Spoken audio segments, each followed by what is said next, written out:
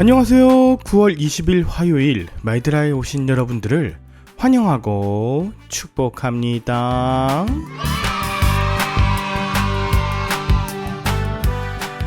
여러분, 티핑 포인트라는 말을 들어보셨나요? 작은 변화들이 일정 기간 동안 축적되어 이제 작은 변화 하나만 더 일어나도 갑자기 큰 영향을 초래하는 그런 타이밍을 말합니다. 제가 2박 3일간 센터처치 세미나를 통해서 많은 것을 배우고 또 좋은 것들이 제 안에 많이 흘러 들어왔고 이제 넘치기 일보 직전에 티핑 포인트가 임한 것 같아 참으로 행복합니다. 여러분에게도 매일매일의 말씀 묵상과 영성 훈련이 티핑 포인트를 만들어 하나님의 역사하심을 일으키는 그런 오늘이 되시길 기도하는 마음을 담아 오늘도 힘차게 마이드라를 시작해 보도록 하겠습니다. 자, 출발!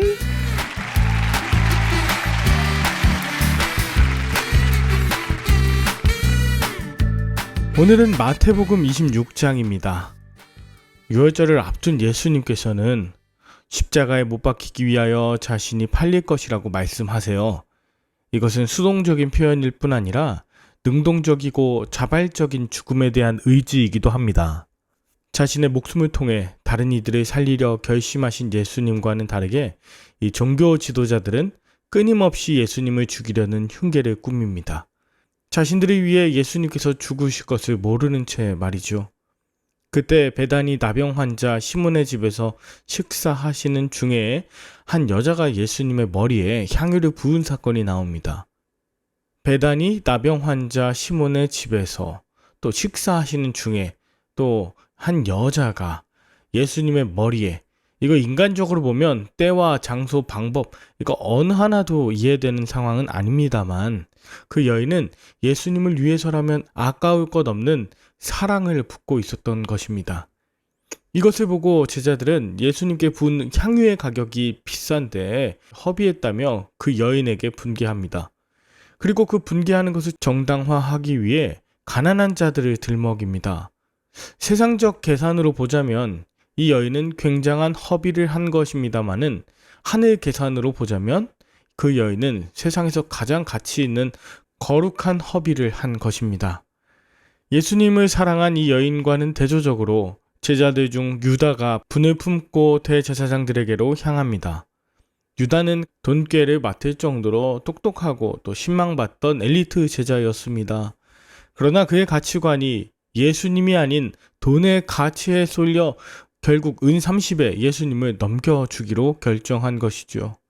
하나님을 사랑한다 하면서도 실상 돈을 사랑함을 나타내는 나의 모습을 돌아보게 하는 장면입니다. 이 모든 것을 아시고도 예수님은 제자들에게 유월절 준비 방법도 알려주시고 유월절 식사 자리에서 자신을 팔 사람이 있다고까지 말씀하십니다. 이렇게 말씀하신 이유가 뭘까? 저는 그 어떤 일이 있어도 제자들이 놀라지 않게 하려는 예수님의 배려이자 사랑 때문이었음을 묵상하게 됩니다. 그렇습니다. 예수님은 자신의 때가 다가왔음을 알고 계셨지만 끝까지 사랑으로 사명을 감당하셨습니다. 떡을 떼고 잔을 들어 축복하시며 그 축복한 떡과 잔이 자신의 몸과 피라고 말씀하세요.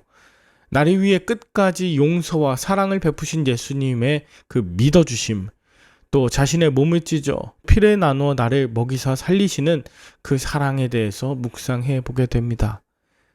유월절 식사를 마치고 감람산에 오르신 예수님은 함께한 제자들이 자신을 버리고 목자 잃은 양처럼 모두 흩어질 것을 예고하십니다.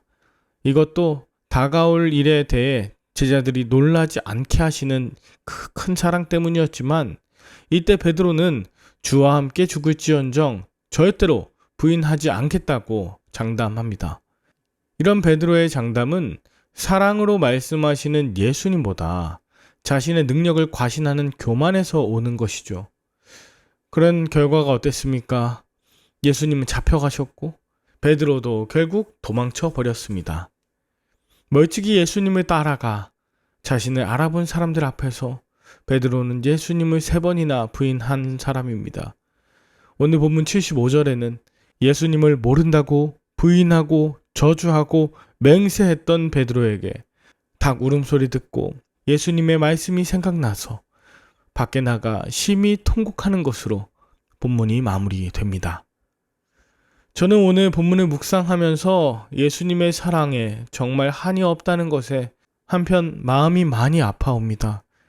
여전히 인정하지 못하고 부인하는 나의 부족함, 무능함, 교만함 때문에 예수님은 2번, 3번, 4번 아프고 찔리고 얼마나 배신감을 느끼셨을까요?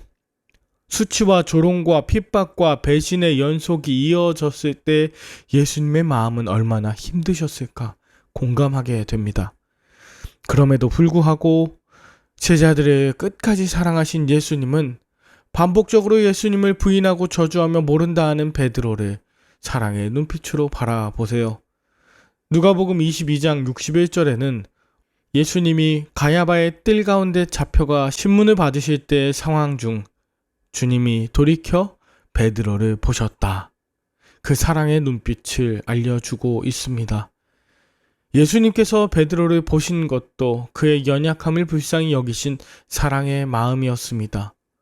이에 베드로는 닭 울음소리 듣고 그 말씀을 미리 알려주신 예수님의 사랑 때문에 또한 자신의 철저한 죄인됨을 깨달아 통곡한 것이죠.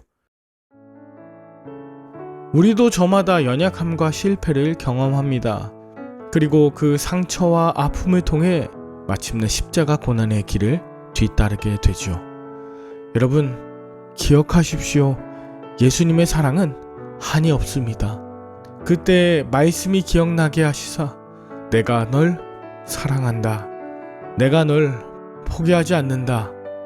이 말씀이 오늘도 저와 여러분들의 하루를 돌이키시는 음성으로 들려주길 간절히 바라며 함께 기도할까요?